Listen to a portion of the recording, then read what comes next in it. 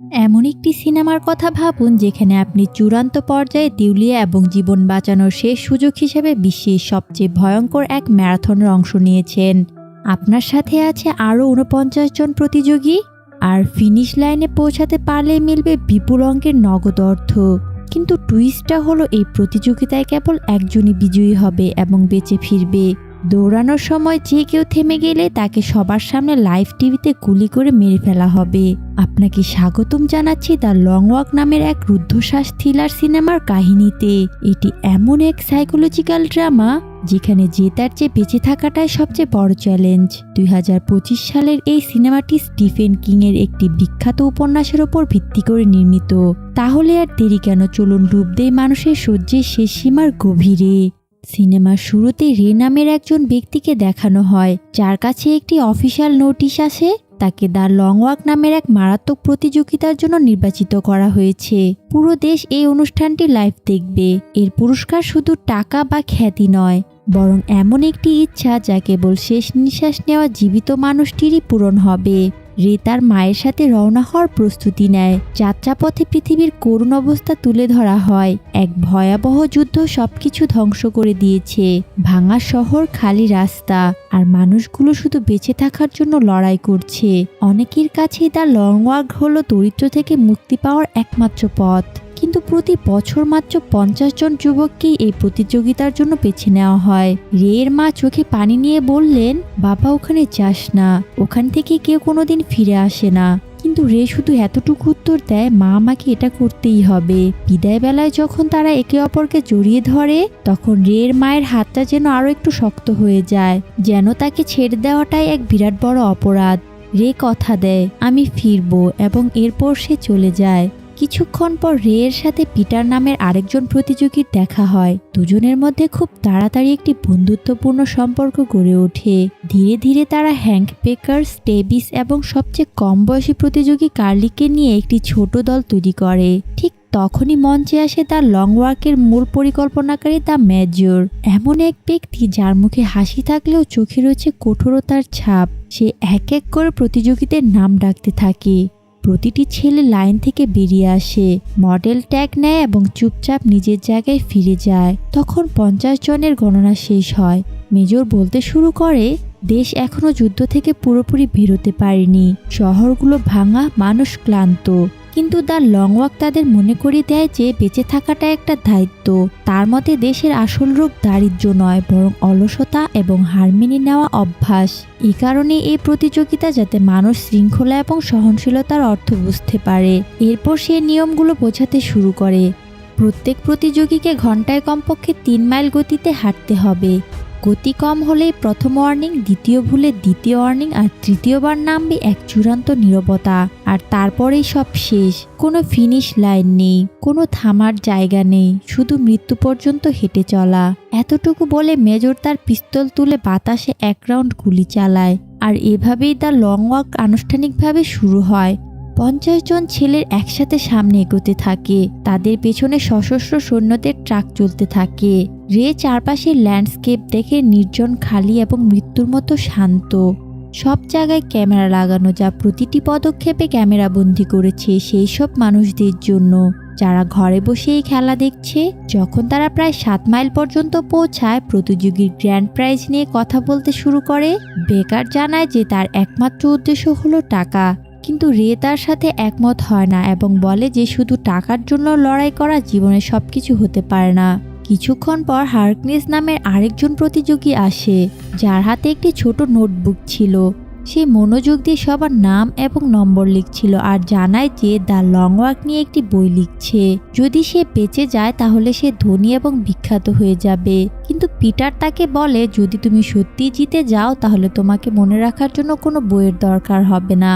এরই মধ্যে দলের সবচেয়ে ছোট সদস্য কার্লি চলতে শুরু করে। তার পায়ে প্রচণ্ড ব্যথা হতে থাকে এবং সে কোনো মতে দাঁড়িয়ে থাকতে পারছিল।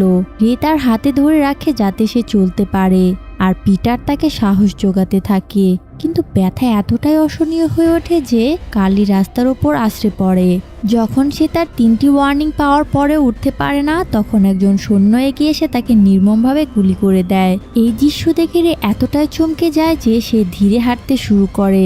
আর একজন সৈন্য তাকে প্রথম ওয়ার্নিং দেয়, কিন্তু পিটার সাথে সাথেই তার হাত ধরে সামনে টেনে নিয়ে যায়। মেজর তখন নিহত ছেলেটির ব্যাপারে ঘোষণা করে এবং সবাইকে হাঁটতে থাকতে বলে, কারণ সামনে এখনো অনেক মৃত্যু বাকি।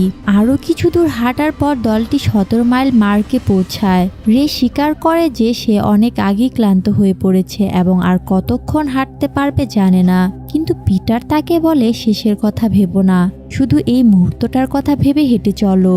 কয়েক ঘন্টা পর রে, পিটার, হ্যাঙ্ক আর বেকারের মধ্যে বন্ধুত্ব আরও গভীর হয়। যখন সবকিছু ঠিকঠাক মনে হচ্ছিল, ঠিক তখনই গরম এবং ক্লান্তির কারণে অ্যাং নামের একজন প্রতিযোগী মাটিতে লুটিয়ে পড়ে। তার শরীর আর সঙ্গ দেয় না এবং খিঁচুনির কারণে সে রাস্তাতে পড়ে যায়। কিন্তু কিছু প্রতিযোগী তার জন্য চিন্তিত হয়ে ওঠে, কিন্তু বার্কোভিচ হাসতে হাসতে তার মজা ওড়ায়। সৈন্যরা ওয়ার্নিং দেয় এবং যখন ছেলেটি জ্ঞান ফিরে পায় না, তখন তাকে গুলি করে মেরে ফেলা হয়। অবাক করার বিষয় হলো বার্কোভিচ তার মৃত্যুতে উল্লাস করে আর বলে সবার খুশি হওয়া উচিত, কারণ এখন জেতার সম্ভাবনা আরও বেড়ে গেল। যখন তারা 25 মাইল পর্যন্ত পৌঁছায়, বার্কোভিচ র্যাং নামের একটি ছেলের দিকে মনোযোগ দেয়। প্রথমে সে তার নাম নিয়ে মজা করে, তারপর তার মায়ের সম্পর্কে নোংরা কথা বলে। র্যাঙ্ক রেগে গিয়ে তার ওপর হামলা করে, কিন্তু লক্ষ্যভ্রষ্ট হয়ে মাটিতে সজোরে পড়ে যায়। পাখিরা তাকে উঠাতে বললেও সে সময় মতো উঠতে পারে না এবং সৈন্যরা তাকেও গুলি করে দেয়। এই দৃশ্য দেখে রে এবং পিটার দুজনে প্রচণ্ড রেগে যায় এবং র্যাঙ্কের মৃত্যুর জন্য বার্কোভিচকে দায়ী করে, কিন্তু সে পাগলের মতো হেসে উত্তর দেয়, আমার কোনো দোষ নেই, কারণ আমি তো ওকে স্পর্শও করিনি। কিছুক্ষণ পর আরেকজন প্রতিযোগী খুব অস্বস্তিতে পড়ে, কারণ তার প্রচণ্ড চাপ এসেছিল। সে রাস্তাতেই থেমে যায় এবং বাধ্য হয়ে সবার সামনে রাস্তায় করে দেয়। সৈন্যরা তাকে ওয়ার্নিং দেয় এবং যখন সে আর হাঁটে না, তখন তাকে সবার সামনে গুলি করে মেরে ফেলা হয়। ধীরে ধীরে রাত নেমে আসে এবং ছেলেগুলো শুধু তাদের সাহস আর ইচ্ছাশক্তির জোরে হেঁটে চলে। রে ঘুমের ঘোরে ডুবে যেতে থাকে এবং তার মায়ের স্বপ্ন দেখতে শুরু করে, কিন্তু পিটার তাকে সঙ্গে সঙ্গে জাগিয়ে দিয়ে বলে সচেতন থাকো। রে বলে যে তার মায়ের কথা খুব মনে পড়ছে, আর পিটার তাকে সান্ত্বনা দিয়ে বলে যে সে খুব তাড়াতাড়ি তার মায়ের সাথে দেখা করতে পারবে। ঘন্টার পর ঘন্টা কেটে যায় আর রে নিজের অজান্তেই ধীরে হাঁটতে শুরু করে, যার ফলে সে দ্বিতীয় ওয়ার্নিং পায়। কিছুক্ষণ পর সে আবার টলে যায় এবং তৃতীয় ওয়ার্নিং পেয়ে যায়। তখন জানা যায় যে 3টি ওয়ার্নিং তখনই মুছে ফেলা সম্ভব যখন কোনো প্রতিযোগী একটানা 3 ঘন্টা কোনো ভুল ছাড়া হাঁটতে থাকে। পিটার তাকে সাহায্য করার চেষ্টা করে, কিন্তু রে রেগে গিয়ে বলে তুমি শুধু দেখানোর জন্য এসব করছো, তুমি চাও আমি পড়ে যাই যাতে তোমার জেতার সম্ভাবনা বেড়ে যায়। কিছুক্ষণ পর হাঁটার দলটি একটি পাহাড়ের কাছে পৌঁছায়। এই চড়াই তাদের জন্য মৃত্যুর সমান হয়ে দাঁড়ায়, কারণ অনেকেই পিছিয়ে পড়ে এবং সেখানে তাদের মেরে ফেলা হয়। রে তার সমস্ত শক্তি দিয়ে উপরে উঠতে থাকে, কিন্তু মাঝপথে মনে হয় সে আর পারবে না। তখন পিটার তার হাত ধরে তাকে সামলায় এবং বলে থামা যাবে না। রে আবেগপ্রবণ হয়ে যায় এবং আগের রাগের জন্য ক্ষমা চায়। সে বলে যে তার কথাটা ওভাবে বলা উচিত হয়নি। পিটার বলে চিন্তা করো না আর তাকে শ্বাস নেওয়ার সুযোগ দেয়। এদিকে বেকারও চিন্তার পড়ে যায়, কারণ তারও খুব জোরে বেগ এসেছিল। আগের লোকটির মতো বেকারও দাঁড়িয়ে দাঁড়িয়ে রাস্তাতে করতে শুরু করে। সৈন্যরা তাকে মেরে ফেলার আগে বেকার আবার দ্রুত হাঁটতে শুরু করে। পরদিন সকালের মধ্যে দলটি 59 মাইল পথ অতিক্রম করে। রে আবার দুর্বল হয়ে পড়তে থাকে এবং পিটারকে বলে কথা বলতে থাকো যাতে আমরা মনোযোগ না হারাই। তখন রে জানায় যে সে শুধু বেঁচে থাকার জন্য জিততে চায় না, বরং সে বিশ্বাস করে যে তার জীবনে একটি বিশেষ উদ্দেশ্য আছে। প্রায় 67 মাইল পৌঁছানোর পর হ্যাঙ্ক কোনো মতে নিজেকে সামলে রেখেছিল। তার পা দুর্বল হয়ে গিয়েছিল এবং যখন পিটার তার সাথে কথা বলার চেষ্টা করে, হ্যাঙ্ক তার সাথে দুর্ব্যবহার করে এবং টলতে টলতে এগিয়ে যায়।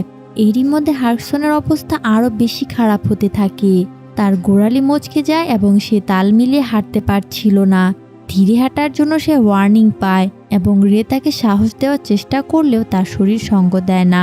ওয়ার্নিং শেষ হতেই সৈন্যরা তাকে গুলি করে দেয়। রে আর পিটার তার মৃত্যুতে খুব দুঃখ পায়, কিন্তু বার্কোভিচ তাদের নিয়ে মজা করে বলে তোমাদের বন্ধুর জন্য একটা কবিতা লেখো বা গান গাও। পিটার রেগে গিয়ে তাকে আবারও খুনি বলে।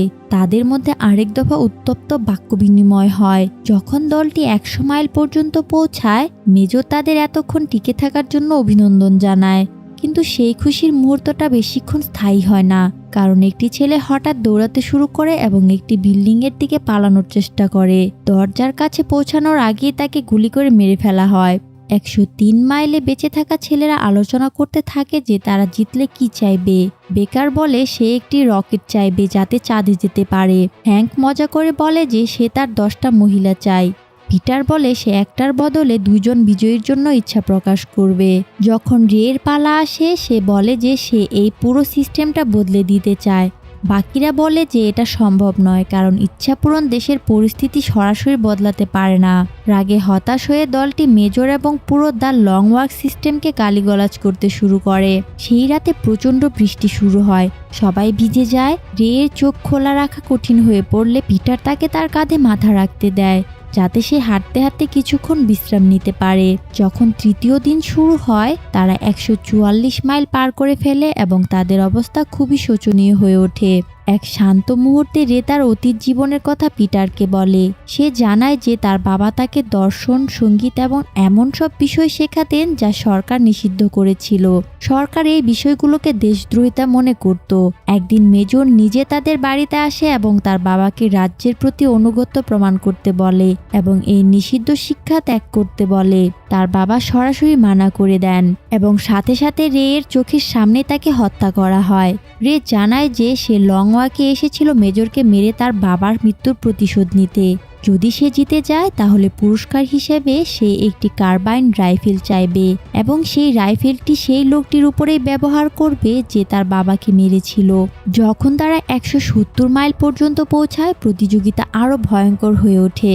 একজন প্রতিযোগী ক্লান্ত হয়ে সৈন্যদের কাছে গিয়ে সাহায্য চায়, কিন্তু সৈন্যরা তাকে গুলি করে মাটিতে ফেলে দেয় এবং একটি ট্যাঙ্ক দিয়ে পিষে মেরে ফেলে। কিছুক্ষণ পর আরেকজন প্রতিযোগী পাগল হয়ে যায়। সে নিজের কাপড় খুলে ফেলে এবং ভুল দিকে হাঁটতে শুরু করে। সৈন্যরা কোনো কিছু না ভেবে তাকে গুলি করে দেয়। সেই রাতে যখন তারা 200 মাইল পার করে স্টেভিন্স রে এর কাছে এসে একটি দুঃসংবাদ দেয়। হ্যাঙ্ক এখন প্রায় পড়ার পদে। রে সঙ্গে সঙ্গে তার কাছে যায় তাকে সাহস দিতে, কিন্তু হ্যাঙ্ক হঠাৎ শান্তভাবে পেছনে ঘুরে সৈন্যদের দিকে হাঁটতে শুরু করে। সেখানেই তাকে হত্যা করা হয় এবং পুরো দল হতবাক হয়ে থাকে। বেকার নিজেকে সামলাতে না পেরে তার বন্ধুর কাছে পৌঁছানোর জন্য লাইন ভেঙে দেয়। সৈন্যরা তাকে ওয়ার্নিং দেয়, কিন্তু সে মারা যাওয়ার আগেই রে তাকে ধরে টেনে সামনে নিয়ে যায় এবং চিৎকার করে বলে, হ্যাঙ্ক চলে গেছে, এখন আর কিছুই করার নেই। পরের দিন শুরু হয় এবং দলটি 209 মাইল পার করে ফেলে। এখন শুধু রে, পিটার, বার্কোভিচ, স্টেভিস, বেকার এবং পার্কার বেঁচে আছে। তারা বুঝতে পারে যে হ্যাঙ্কই একমাত্র ছিল যার স্ত্রী বাড়িতে তার জন্য অপেক্ষা করছিল। সবাই সিদ্ধান্ত নেয় যে যেই জিতবে সে তার স্ত্রীকে পুরস্কারের কিছু অংশ অবশ্যই দেবে, কিন্তু কেউই বার্কোভিচকে কিছু দিতে বলে না, যা তাকে একা করে দেয়। একাকিত্বে ভুগতে থাকা বার্কোভিচ রের কাছে এসে স্বীকার করে যে হ্যাঙ্কের মৃত্যুতে সে অনুতপ্ত। সে ক্ষমা চায় এবং দলে আবার যোগ দেওয়ার অনুরোধ করে। রে তাকে অনুমতি দেয়, কিন্তু কিছুক্ষণ পরে বার্কোভিচের আচরণ অদ্ভুত হয়ে যায়। তার মানসিক ভারসাম্য ধীরে ধীরে নষ্ট হতে থাকে এবং এক মর্মান্তিক মুহূর্তে সে দৌড়ে গিয়ে নিজের গলায় ছুরি ঢুকিয়ে দেয়। সৈন্যরা সঙ্গে সঙ্গে তাকে শেষ করে দেয় আর বাকিরা ভেতর থেকে ভেঙে পড়লেও বাধ্য হয়ে হাঁটতে থাকে। সেই রাতে ক্লান্ত দলটি একসাথে গান গাইতে শুরু করে যাতে তাদের মনোবল বজায় থাকে এবং তারা হাঁটতে পারে।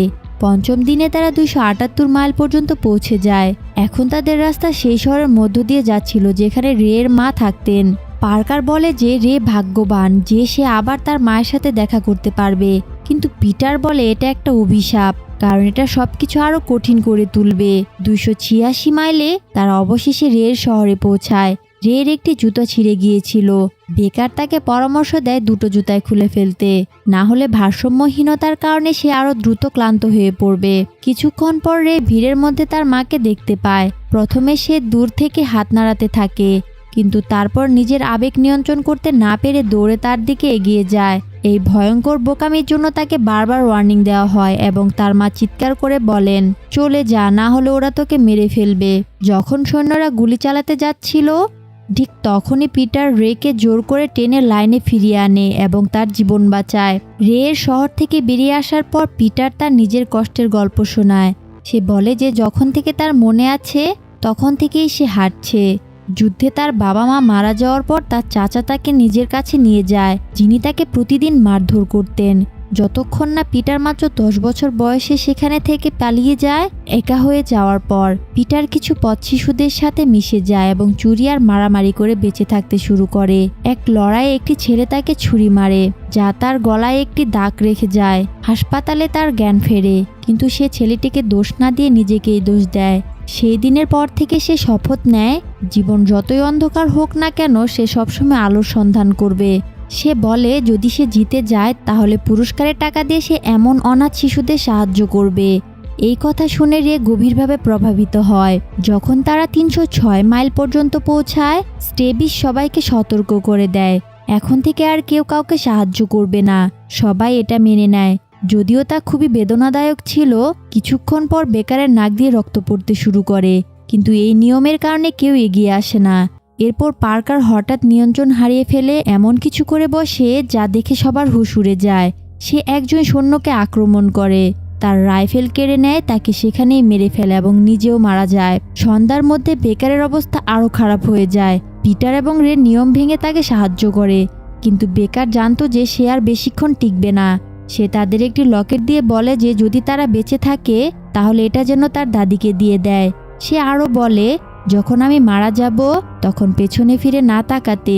তারা তাকে সামলানোর চেষ্টা করে, কিন্তু বেকার অস্বীকার করে দেয়। তার ক্লান্ত শরীর মাটিতে লুটিয়ে পড়ে এবং সৈন্যরা তার জীবন শেষ করে দেয়। রাত নাগাদ হাঁটা 326 মাইল পর্যন্ত পৌঁছে যায়। এখন শুধু রে, পিটার এবং স্টেবিস বেঁচে ছিল, যারা একটি লম্বা ব্রিজের ওপর মেজরের চোখের সামনে দিয়ে হেঁটে যাচ্ছিল। রে এর মাথা ঘুরে যায় এবং সে মেজরের ওপর চিৎকার করে তাকে গালিগালাজ করতে থাকে, কিন্তু সেই বৃদ্ধ শুধু হাসে আর বলে এই রাগ, এই জেদি তোকে একজন বিজয়ী বানাবে। ঠিক তখনই স্টেবিস আসল সত্যটা বলে। সে জানায় যে সে আসলে মেজরের অবৈধ সন্তান। তার ইচ্ছা ছিল সে তার বাবার বাড়িতে থাকবে, কিন্তু এখন তার শরীর আর সঙ্গ দিচ্ছে না। সে পিটার এবং রেকে বলে যে তাদের সাথে হাঁটতে পারাটা তার জন্য গর্বের ছিল এবং তাদের জন্য প্রার্থনা করে। এরপর সে থেমে যায় এবং সৈন্যরা তাকে গুলি করে মেরে দেয়। এখন শুধু রে আর পিটার বেঁচে আছে। বৃষ্টি আরও তীব্র হয়, তখন দুজন একসাথে এগিয়ে চলে। পিটার স্বীকার করে যে ছোটবেলায় সে মৃত্যুকে খুব ভয় পেত, কিন্তু এতগুলো ছেলেকে মরতে দেখে সে বুঝতে পেরেছে যে মৃত্যু জীবনের একমাত্র সত্যি এবং তুমি শুধু এটা বেছে নিতে পারো যে তুমি কিভাবে তার মুখ করবে। 331 মাইল। তারা একটি শহরে পৌঁছায় যেখানে বিশাল জনতা পাগলের মতো চিৎকার করছিল এটা দেখার জন্য যে দুজনের মতো কে বাঁচে। হঠাৎ পিটার থেমে যায় এবং বলে যে সে হার মানতে চায় যাতে রে জিততে পারে এবং তার মায়ের কাছে ফিরে যেতে পারে, কিন্তু রে মানা করে দেয় এবং তাকে বলে হাঁটতে থাকো, আমরা একসাথে যাব। পিটার আরো কয়েক পা এগিয়ে যায়, এটা না জেনেই যে রে পেছনে থেমে গেছে। রে এর কাছে আগে থেকে 3টি ওয়ার্নিং ছিল এবং সঙ্গে সঙ্গে সৈন্যরা তাকে গুলি করে দেয়। গুলি তার শরীরকে ছিন্নভিন্ন করে দেয় এবং মেজর নিজে এসে তাকে শেষ গুলিটা করে। যখন পিটার বুঝতে পারে কি ঘটে গেছে, সে পুরোপুরি ভেঙে পড়ে। জনতা তার জয়ে উল্লাস করতে থাকে আর মেজর এগিয়ে আসে তাকে দ্য লং ওয়ার্কের বিজয় হিসাবে অভিনন্দন জানায়। এরপর মেজর জিজ্ঞেস করে তোমার ইচ্ছে কি। পিটার নিজেকে কোনো মতে সামলে নিয়ে বলে তার একটি সৈন্যের কার্বান রাইফেল চাই, যাতে সে তার সন্তানদের এটা একটা স্মৃতিচিহ্ন হিসেবে দিতে পারে। সৈন্যরা দ্বিধা করে, কিন্তু মেজর বলে দিয়ে দাও, এই লোকটা কাউকে আঘাত করবে না। ও এমন একজন মানুষ যে পৃথিবীকে আরো ভালো করতে চায়। পিটার এই রাইফেলটি হাতে নেওয়ার সাথে সাথেই সে তুলে সোজা মেজরের দিকে তাক করে। বৃদ্ধ তাকে শান্ত করার চেষ্টা করে বলে নিজের জয়টাকে নষ্ট করো না, কিন্তু দুঃখ ভেঙে পড়া পিটার বলে এটা রে এর জন্য বলেই ট্রিগার টিপে দেয়। মেজর সেখানেই মারা যায়। পিটার তার হাতের রাইফেলটি মাটিতে ফেলে দেয় এবং সেই বৃষ্টি ভেজা রাস্তায় একাকী সামনে এগিয়ে চলতে থাকে। সিনেমাটি এখানেই শেষ হয়ে যায়।